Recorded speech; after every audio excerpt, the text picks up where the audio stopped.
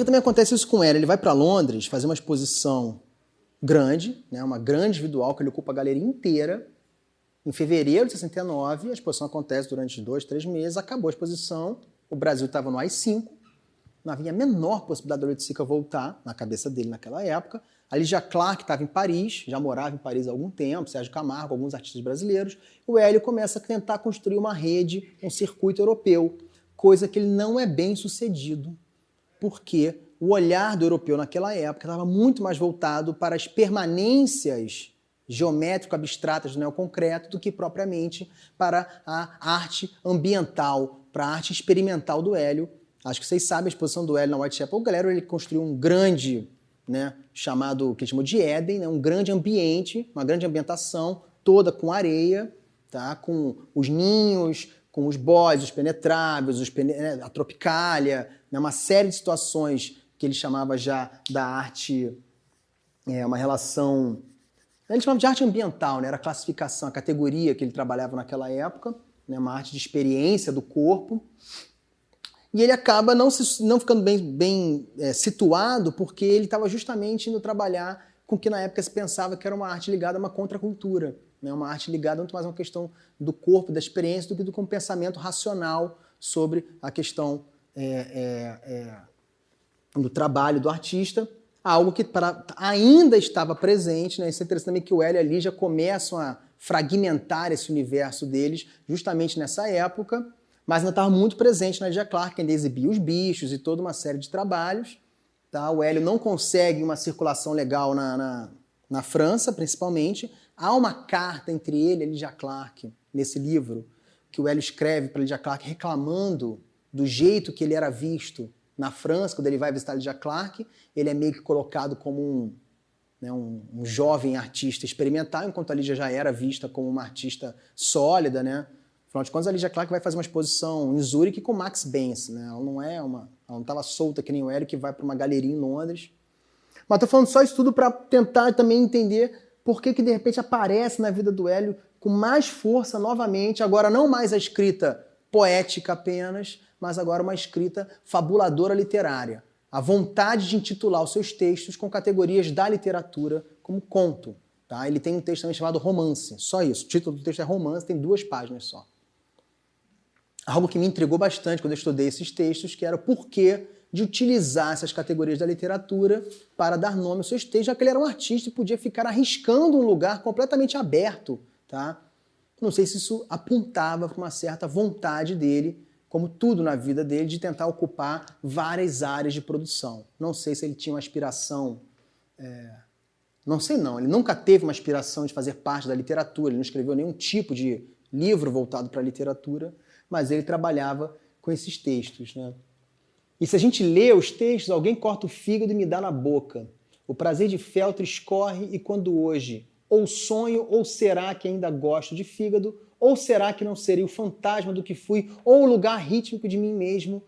Feltro, entendeu? Não tem pontuação, não tem definição clara do eu lírico, não tem definição clara do narrador desse texto. Você acha que é ele, pode não ser ele. É óbvio que a gente acaba colando sempre nele, né? Mas são textos muito abertos, tá? Muito... Pode ser, provavelmente, né? Acho que não tinha muito uma... Mas é interessante você ver que quando ele começa a produzir textos também, né, com tempo de produção, ele adota esse tipo de escrita.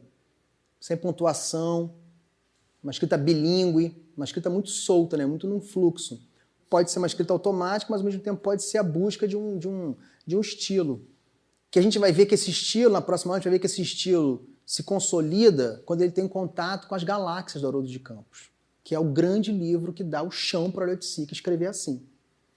Uma prosa poética, solta, livre, né, de vizinhanças, de aproximações que o Hélio vai se apropriando para produzir os textos dele. Os textos que a gente vai ver do Hélio em Nova York, os textos que ele estava escrevendo para o livro, para as neo-iorqueses, são textos surpreendentes, porque são textos que ele entra por uma porta e sai por outra. Ele começa um texto falando de Mondrian e pode terminar o texto falando de Alice Cooper e do Rolling Stones, no mesmo texto. E ele cria a lógica desse caminho. Tá? Então acho que essa escrita do Hélio, que a gente vê nesses contos, Ó, tá vendo? Conto, de novo. No Mictório, Londres, são todos textos muito... Ó, mais um. Desculpa o meu grampo ali. Eu sempre quis outra vida, eu sempre quis ser feliz, canto poeta, ou conta ou sonha que o destino flui e se transforma no amanhecer. O dia já nasce noite, a noite é mais fresca, o sol nasce à meia-noite como um sonho, ou o rádio, o pássaro que canta qual vida. É esse fluxo. Esse mesmo que é um escrito de quem está muito psicodélico, entendeu? Para escrever isso. Né? Pois é, mas ele não era dele não, sabe? Pelo menos ele nunca falou isso, assim, Há um texto do Glauber Rocha chamado Ribeirão... Sim, um livro, Ribeirão Sussuarana. Que é bem assim. Também. Aquele livro ali é genial. É genial. Mas o livro do Glauber, o Ribeirão Sussuarana, né? O Glauber, ele tem um objetivo literário na produção daquele livro, né? O Glauber, ele faz um diálogo com a obra do Guimarães Rosa. Guimarães Rosa é um personagem, Ribeirão Sussuarana. Pois é, mas ele não se colocou um projeto disso. Porque sabe uma coisa que é intrigante do Hélio? O Hélio era um cara que na geração dele, se ele chegasse com 30 contos desses para uma editora e falasse eu quero publicar, publicariam. Publicaram todo mundo daquela geração. Os conhecidos e os desconhecidos. Zé Agripino de Paula era desconhecido, foi publicado 2 livros dele. Né? O Alice Salomão ninguém conhecia, publicou por causa do Hélio. Jorge Maltner, Torquato Neto, todos publicavam. O Hélio nunca procurou uma editora para publicar esses textos dele. Esses textos ficaram guardados. O Hélio não botou isso em exposição, o Hélio não mandou isso para uma revista. Muito jovem, né? Mas você pensar que ele morreu 11 anos depois disso, daria tempo para ele planejar alguma coisa. Quando ele morre, a última entrevista que ele dá, quando o cara pergunta para ele sobre a vida, seus planos, ele fala assim, tinha 43 anos, né? Ele ia fazer 43, tinha 42. Ele fala, minha vida nem começou, foi só o prólogo que eu vivi até agora. Vai começar agora. E ele morreu. Né?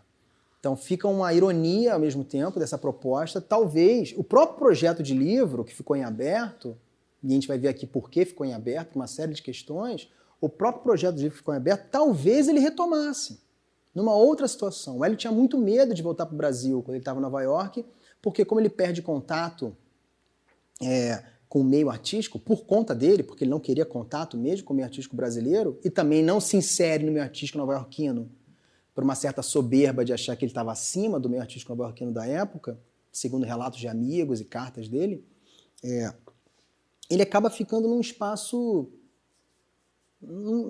solto. Né? Quando ele volta para o Rio, aliás, uma das pessoas fundamentais para ele voltar para o Brasil é a Araci Amaral. A Araci Amaral é a primeira crítica jovem para a época, né, 77, 75, que começa a escrever para o Hélio e procurar o Hélio. Pedir para o Hélio mandar coisa para ela, perguntar o que ele estava fazendo.